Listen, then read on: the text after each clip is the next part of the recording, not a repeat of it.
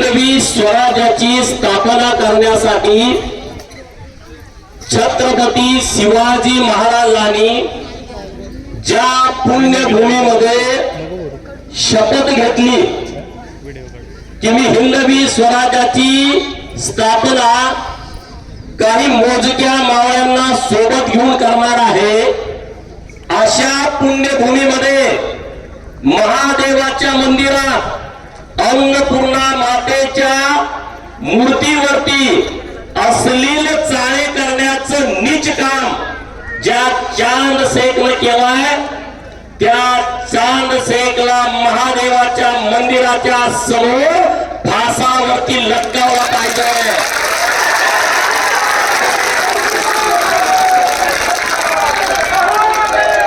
आपण कायद्याच्या देशात राहतो, आपण संविधान मानतो, तर त्याला फासावरती महादेवाच्या समोर लटकावा की जेणेकरून या हिंदुस्थानामध्ये परत कुणाची हिंमत अशी झाली नाही पाहिजे।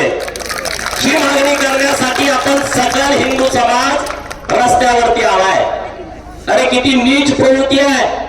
आम्ही लव जिहाद ऐकला, आम्ही लँड जिहाद ऐकला, आम्ही मताचा जिहाद ऐकला, वोट जिहाद ऐकला, आज मूर्तीचा जिहाद केला जातोय। हे मोठं षडयंत्र आहे। हे काय नुसतं आलं गेलं असं नाही आहे, हे मोठं षडयंत्र आहे। चांद शेखला तर फासावरती लटकवला जाईल, नाहीतर ठोकला तर जाईल, परंतु त्याच्या मागे जे घाटगे आहेत त्यांना सुद्धा तुम्हाला घरात ओढून तुमच्या सुद्धा भुंगणाची सालटी काढली जातील।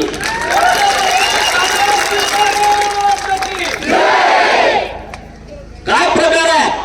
मागच्या 10 दिवसापूर्वी खानापूरमध्ये महादेवाच्या मंदिरामध्ये नंदी महाराजांची शिंग कापली। महाराजांनी आता सांगितलं सातारामध्ये मूर्तीच्या वर, हे कसं काय नवीन प्रकरण सुरू आहे? याच्या अगोदर असं होत नव्हतं, हे आताच काय घडायला लागलंय? आणि नुसती मूर्तीची विटंबना नाही आहे, अकाल हिंदुस्थानातल्या 100 कोटी हिंदूच्या अस्मितेवरती गदा आणली जाते आहे। अखंड हिंदुस्थानातल्या 100 कोटी हिंदूंच्या भावनेवरती गदा आणली जाते आहे। आणि म्हणून सर्व हिंदू समाजाने एकत्रित आलं पाहिजे, सर्व हिंदू समाजाने एकजूट झालं पाहिजे। जे हे सुन्नी समाजातला तो सुन्नी मुसलमान जो चांद शेख आहे, ओबीसीचं आरक्षण घेतो, भरव्या ओबीसीचं आरक्षण घेतो, हिंदूच्या करामधून तुला हे धर्माच्या विरोधामध्ये काम करण्याचं इंधन भरायला आम्ही मोकळे नाही आहे। सरकारनं या विषयावरती कारवाई करण्याची आवश्यकता आहे। यांचं आरक्षण रद्द करून टाकलं पाहिजे भरव्यांचा।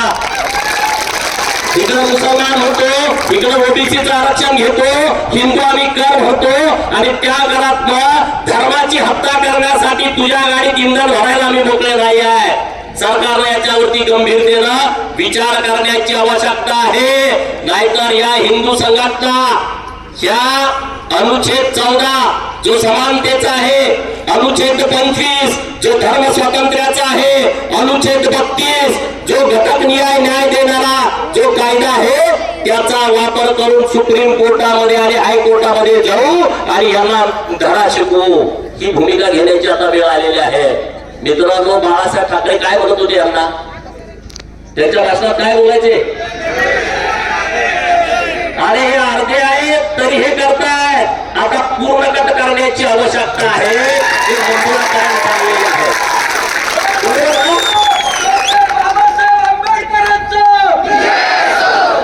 डॉक्टर बाबासाहेबांचे संविधानाने मानणारे कार्यकर्ते आहोत। बाबासाहेबांनी या विषयावरती ठाम मत व्यक्त केलं होतं की हे सगळे पाकिस्तानला रेल्वे भरून पाठवा, परंतु तेव्हा ते ऐकलं गेलं नाही। तेव्हा जर हे घडलं असतं, तिकडचे हिंदू भारतात आणि इकडचे पाकिस्तान प्रेमी मुसलमान पाकिस्तानात, तर ही आज आपल्यावरती वेळ आली नसती।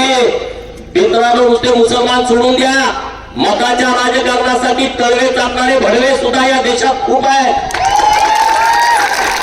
पहलगाममध्ये जेव्हा हल्ला झाला तेव्हा हे म्हणतात की धर्म विचारून झाला नसेल, ज्यांना ज्यांना पाकिस्तानचं प्रेम आहे त्यांना या वाघा बॉर्डरच्या पलीकडे सरकारनं घेऊन सोडलं पाहिजे.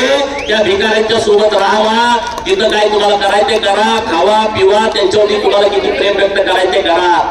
अरे या देशामध्ये एपीजे अब्दुल कलामांसारखा देशभक्त मुसलमान होऊन गेला. हा आमचा आदर्श आहे. देशभक्त मुसलमान काय असतो तो एपीजे अब्दुल कलामांच्याकडून करतो.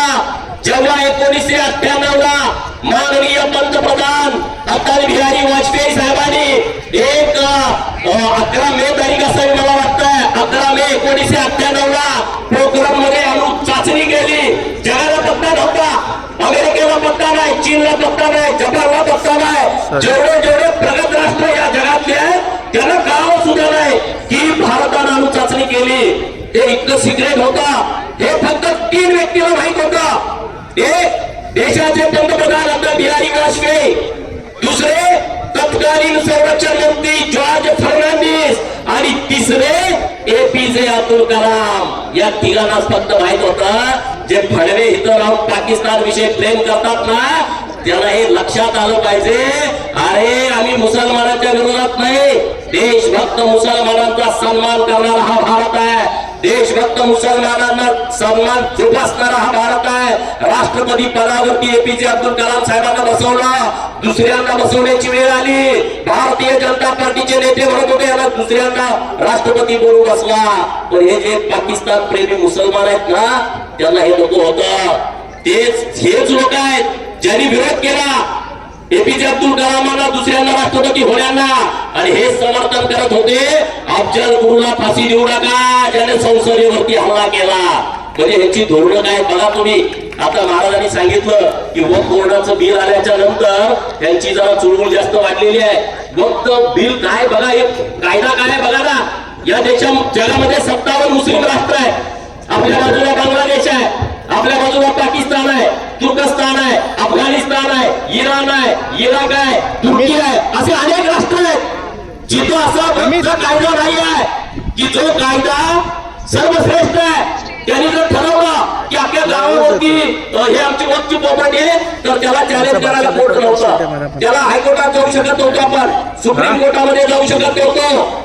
औरंगजेबाला 1707 ला बघा, विचार करा, औरंगजेबाला 1707 ला औरंगजेब मेल्याच्या नंतर अफगाण हिंदुस्थान मराठ्यांच्या ताब्यात होतं. 1818 पर्यंत 1818 पर्यंत सगळा कर गोळा करायचं काम हे मराठे करत होते अफगाण हिंदुस्थानामध्ये. 1707 ते 1818, 1818 नंतर इंग्रज आले. 1947 पर्यंत कायदा नव्हता. हे कुणाचं पाप आहे बघा. 1947 ला भारत स्वतंत्र झाला आणि हा कायदा आला, आणि या कायद्यानं संसदेवरती सुद्धा ही आमची आहे असा दावा केला होता. बाकी तो सोडून द्या तुम्ही, संसदेवरती त्यांनी एक का दावा केला ही आमची प्रॉपर्टी आहे.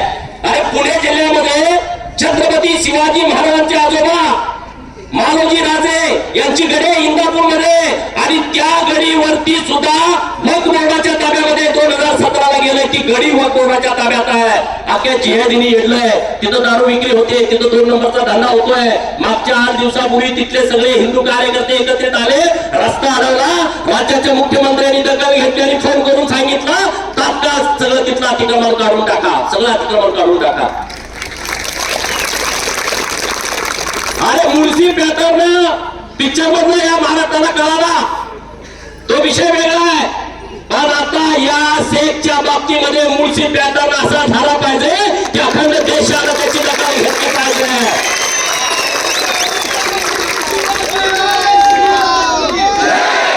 हिंदू धर्माच्या बाबतीमध्ये, हिंदू मंदिरांच्या बाबतीमध्ये, हिंदू देवदेवतांच्या बाबतीमध्ये जर कुणी असं घाणेरडं कृत्य करण्याचा काम केला तर तो मुळशी पॅटर्न अखंड देशभर घालला पाहिजे. घालला पाहिजे की नाही घालला पाहिजे सगळा. अरे आपण एक होऊया. आता महाराजांनी सांगितलं की सर्व धर्मांना समान लोक नियंत्रण कायदा आला पाहिजे.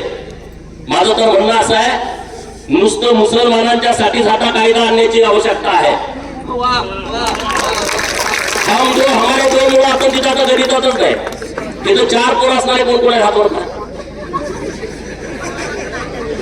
काय 5 असणारे करा, 3 असणारे करा, 1 2 आणि 3 आहेत ते पण 2005 पूर्वीची दिसते त्यांची.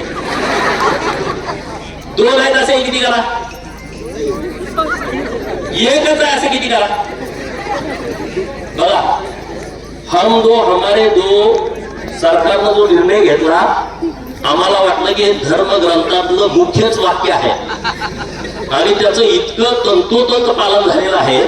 त्यामुळं आता या शेखला 8 भाऊ आहेत. मला हे जाऊ दे ना, अरे भाडव्या घरात तुला खायला नाही आणि त्याला वाटतं जन्नत मध्ये गेल्यानंतर 70 अप्सरा मिळते, त्या वृत्तीने हे करतोय. त्याला सांगितलं जात आहे ना, तू हे जर काम हिंदूंच्या विरोधामध्ये केलं तर तुला जन्नत मध्ये गेल्यानंतर 70 अप्सरा मिळणार आहेत. आणि 70 अप्सरा राहू दे, इथं तुला घरात टमाटा आहे का, तुझ्या बटाटा आहे का? पाकिस्तानविषयी प्रेम आहे तुमचं. पाकिस्तानात 300 रुपये किलो बटाटा आहे, 400 रुपये किलो कांदा आहे. युट्यूब वरती सर्च करून बघा. तिथली लोक म्हणतात की भारतासारखा देश आम्हाला पाहिजे. मुसलमान लोक बोलत आहेत, तिथली लोक म्हणतायत नरेंद्र मोदी साहेबांसारखा पंतप्रधान पाहिजे. मी म्हणत नाही, तुम्ही गेल्यानंतर युट्यूब वरती सर्च करा. जर पाकिस्तान मधल्या मुसलमानांना कळतंय बलुचिस्तानची जी पंतप्रधान आहे त्यांची तुम्ही मुलाखत ऐका गेल्यानंतर त्या काय म्हणतात, त्या मुस्लिम आहेत, त्या म्हणतायत भारत माँ आहे. कोण म्हणतायत? बलुचिस्तानच्या मुस्लिम पंतप्रधान की भारत माँ आहे. इथल्या मुसलमानाला ते सांगते की तुम्ही नशीबवान आहात की तुम्ही भारतामध्ये राहताय. आणि इथल्याला केला उठतोय असा पाकिस्तान हरलं का ह्याचा बाप मेल्यासारखा ह्यो काहीतरी कुरघोड्या करतोय. पाकिस्तान हरल्यानंतर पाकिस्तान जिंकलं तर ह्याचा किडा वळवळतोय, लगेच फटाक्या लावतोय चौकात आणून. पोलिसांना माझी आव्हान आहे, असा जो मस्ती करतोय त्याला परत आयुष्यामध्ये पाकिस्तानचं नाव काढलं नाही पाहिजे अशी त्याला अक्कल घडवा, त्याला ठोकून काढा भरवायला. भारतामध्ये राहतो, भारतामध्ये जगतो, भारतातनं खातो आणि भारताच्या विरोधामध्ये तू खातो. कसं काय हे चालेल? कसं काय चालेल? जो चाहे अफजल खान उसको भेजो पाकिस्तान, जो चाहे अफजल खान उसको भेजो पाकिस्तान आणि जो चाहे पाकिस्तान उसको भेजो कब्रिस्तान. बरोबर ना? आता ढिलं पडू नका. मताचं राजकारण करायची वेळ गेली आहे. मला काय काय म्हणजे तू विधानसभेत गेलं ते विधानसभा सदस्य पद ते मला महत्वाचं नाही. माझा धर्म महत्वाचा आहे, माझा देश महत्वाचा आहे, माझी लोक महत्वाची आहेत. अरे पहलगाम मध्ये गेल्यानंतर त्या हिंदू बांधवांची चूक काय होती? ते पर्यटनाला गेले, त्यांनी कुणाची छेड काढली, कुणाच्या विरोधामध्ये बोलले आणि त्यांचा काय प्रकार झाला की तो म्हणत होते सर्व धर्म समभाव. अरे सर्व धर्म समभाव ही अपूची गोळी आहे. ते फक्त नुसतं हिंदूंनी मानायचं का? सर्व धर्म समभाव आम्ही इथून पुढे ते मानणार नाही. तुम्ही तिथं काय विचारलं? प्रत्येक व्यक्तीला काय विचारलं? 2 4 5 दिवस आधी सुरू होतं. घोड्यावरती बसलेल्या आपल्या सगळ्या महिलांना पण विचारलं की तुमचा धर्म कुठला आहे? त्या महिलेच्या लक्षात आलं काय विचारतोय? ते म्हणजे मुस्लिम आहे. तिच्या गळ्यावरती इथं हर हर महादेव लिहिलं होतं, मानेवरती. ते म्हणजे हर हर महादेव कसं काय लिहिलंय? म्हणजे सगळी लोक चौकशी करत होती. त्यांनी त्यांना जात विचारली नाही, त्यांनी त्यांना राज्य विचारलं नाही, त्यांनी त्यांना तुमची भाषा कुठली आहे विचारलं नाही. त्यांनी फक्त विचारलं तुम्ही हिंदू आहात की तुम्ही मुसलमान आहात. जे हिंदू आहे त्याला गोळ्या झाडल्या. एक कलमा म्हटला, प्राध्यापक हुशार होता, त्याच्यावरती त्यांनी विश्वास ठेवला नाही. त्याचे कपडे काढून बघितले आणि मग त्याला गोळी घातली. हे काम नीच काम तुम्ही करताय. आणि आता सगळी तारंबळ उठली आहे. 12,000 सैनिकांनी पाकच्या राजीनामा दिला भारताला घाबरून. मी म्हणतोय म्हणून नव्हे, तुम्ही युट्यूब वरती सर्च करा. त्यांचा तो प्रमुख तो गायब होता 18 दिवस, आता आलाय, लपून बसलाय. तो विष्णू आपला म्हणतो मी तुला ठोकून काढणार. काय एकदम वागत आहे तो, ठोकून काढणार म्हणतोय. पाहिजे असं. आता इथं सांगितलं की गावामध्ये आमच्या बेकायदेशीर मशीद बांधली, मदरसे बांधले. पुण्याच्या कलेक्टर साहेबांना माझं आव्हान आहे, एक चांगला अधिकारी आहे, त्यांनी पुणे जिल्ह्यामध्ये सरकारच्या जमिनीमध्ये गायरान, गावठाण, महाराज प्रशासन, सार्वजनिक बांधकाम विभाग, ग्राम विकास विभाग, वन खातं या ठिकाणी ज्याने बेकायदेशीर मशिदी बांधले, ज्याने मदरसे उभा केले, त्याची यादी 8 दिवसाच्या आतमध्ये तयार करा आणि 10व्या दिवशी त्याच्यावरती बुलडोजर फिरवा.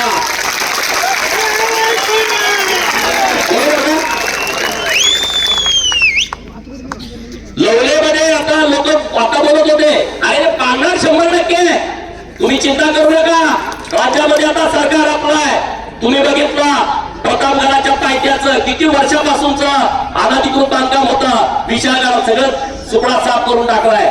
छत्रपती शिवाजी महाराजांच्या बाबतीमध्ये, धर्मवीर छत्रपती संभाजी महाराजांच्या बाबतीमध्ये, अहिल्यादेवीच्या बाबतीमध्ये, आमच्या महापुरुषांच्या बाबतीमध्ये ज्यांनी हिंदू धर्माच्या रक्षणाचं काम केलंय त्यांच्या बाबतीमध्ये जर वेडवाकडं बोलण्याचा कुणी प्रयत्न केला तर जीभ छाटून टाकली जाईल. हे चालणार नाही असं इथं तुम्ही राहून हे जे भानगडी चालले तर तुमच्या या भानगडीला कुणी आता इथून पुढे थारा देणार नाही. त्या अगोदर तुमचं चालत होतं अरे वक्फ बोर्डाकडे लाखो एकर जमीन आहे. किती लाखो एकर जमीन आहे. रेल्वे, भारत सरकार, या मिलिटरी याच्यानंतरची जमीन या वक्फ बोर्डावर आहे. 2006 एक रिपोर्ट आला आणि त्या रिपोर्ट मध्ये काय लिहिलं की या वक्फ बोर्डाकडे इतक्या जमिनी आहेत त्यातून 12,000 कोटीचं इन्कम यायला पाहिजे. किती?